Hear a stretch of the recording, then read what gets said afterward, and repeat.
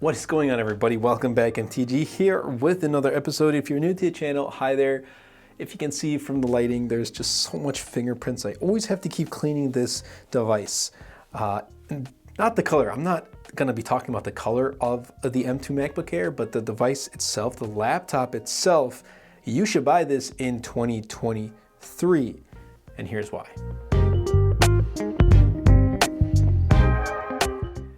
Before I actually kind of get into the video, I just want to quickly throw out my specs of my M2 MacBook Air. 8 gigs of RAM, 256 gigs of storage, and I purchased this with the student discount. Yes, I am a student. I use this for my student work as well as my YouTube work.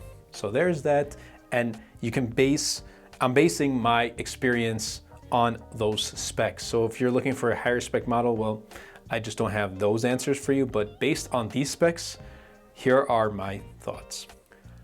Okay, so thinner.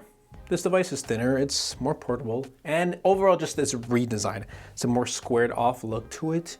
Don't get this color if you don't like fingerprints. I learned the hard way. I like the color, but I just don't like the fingerprints. So my next MacBook Air definitely will not, hopefully, let's say, just put it that way, hopefully will not be a fingerprint magnet.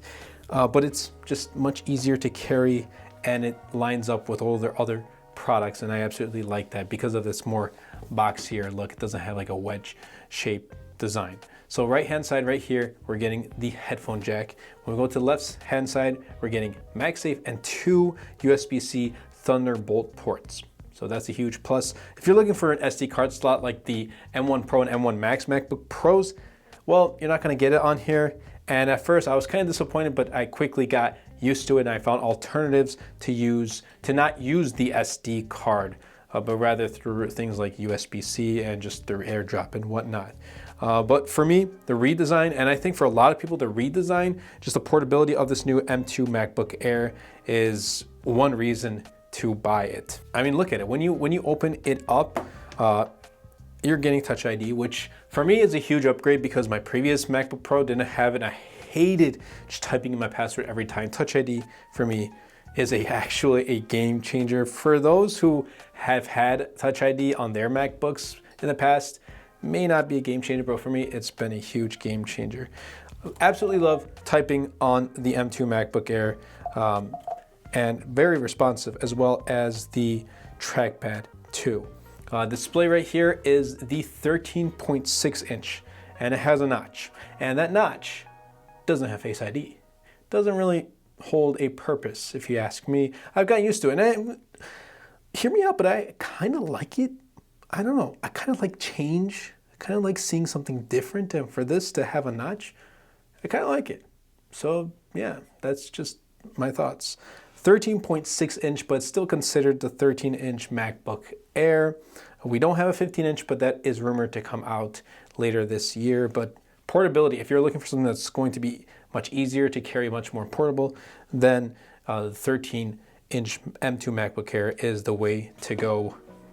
But yeah, I adore this redesign. I've shown this to a bunch of my friends who have MacBook Pros, like previous models, and they're like, dude, this is amazing, because it's also very familiar to the M1 Pro and M1 Max MacBook Pros, and they love this design over their wedge-shaped MacBook Pros and MacBook Airs. And I think this is actually going to appeal for students more because of just the Air moniker. So yeah, good job, Apple. You did a good job with the redesign in the M2 MacBook Air. Now this one for me is huge.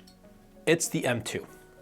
Yes, the M2, because look, I'm coming from a MacBook Pro from 2017 that had like an Intel i5, and it was just, wow, I don't even know what to say. It was just terrible. It was absolute, like, I don't want to say the word, like garbage, but it was very, very, very bad. It was letting me down every single time. I could not use Final Cut Pro. Look, I'm not editing 4K footage. I'm not.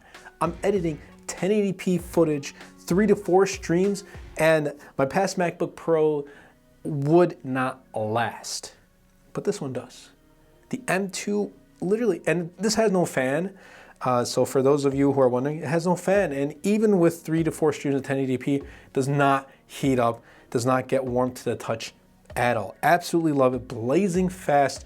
M2, when you want to compare it to like M1 Pro and M1 Max, obviously those are going to be the more powerful chipsets, but an M2 in this particular laptop, for me, game changer.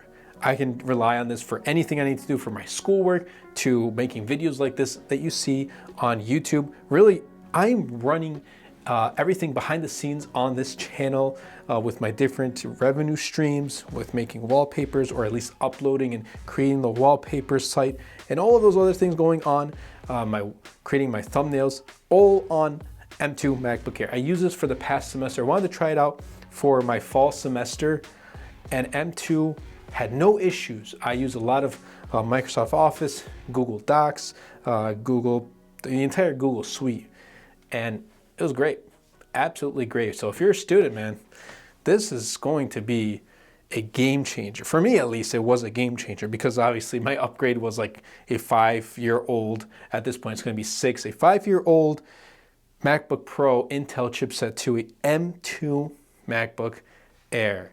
And I've gotten a couple questions. Well, how's video editing on this? Well, I haven't tried 4K, so I can't speak on based on 4K, but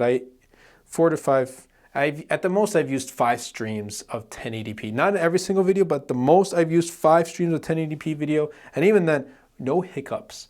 I'm typically kind of 2 to 3 1080p streams, and it performs like a beast. Then I have some audio in the background, I have some music in the background, then I add some photos and some transitions and effects, and I get my video out, and no issues.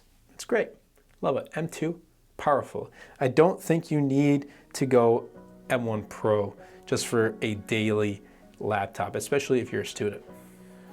All right, now, this third reason is battery life. And you know that battery life on laptops, they're an important thing. I mean, look, I'm gonna refer back to my MacBook Pro from 2017, and I just, at my last point of using it, it had 2 USB-C ports. One of them just stopped working, and the other one was very, very slow, and I just had to keep my MacBook Pro plugged in at all times. If I took it out, it wouldn't even last an hour. But with this, I can take this out on the go. Like I can leave in the morning, go to Starbucks, go take care of my other work throughout the day, come back home at night, and during that day, I can edit a video, use this for watching content, writing articles on Medium, and I'll still have battery life. I've done a test where, I mean, right now it's obviously at 100%, but I've done a test where at 100%, I opened up Final Cut Pro, I edited a video, I exported it, and when I went to YouTube to upload it, 85%. 85.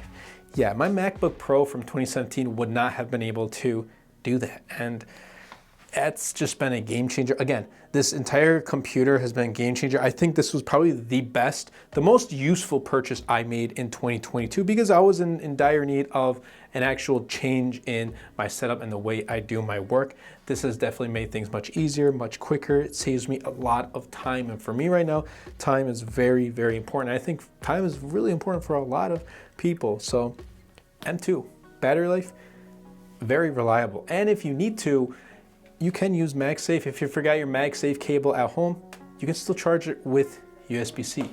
So there's that. Battery life, you can't go wrong with M2 MacBook Air. And that pretty much wraps up this video. I hope you guys did enjoy. If you have the M2 MacBook Air, or if you're planning on getting one, let me know in the comments down below. I want to read your experiences and your thoughts about this device. If you did enjoy, be sure to smash that like button, comment down below, and best of all, share this video, because it really does help out the channel a lot and will help push my content out to more people. That's been it for me. I'll catch you guys in the next episode.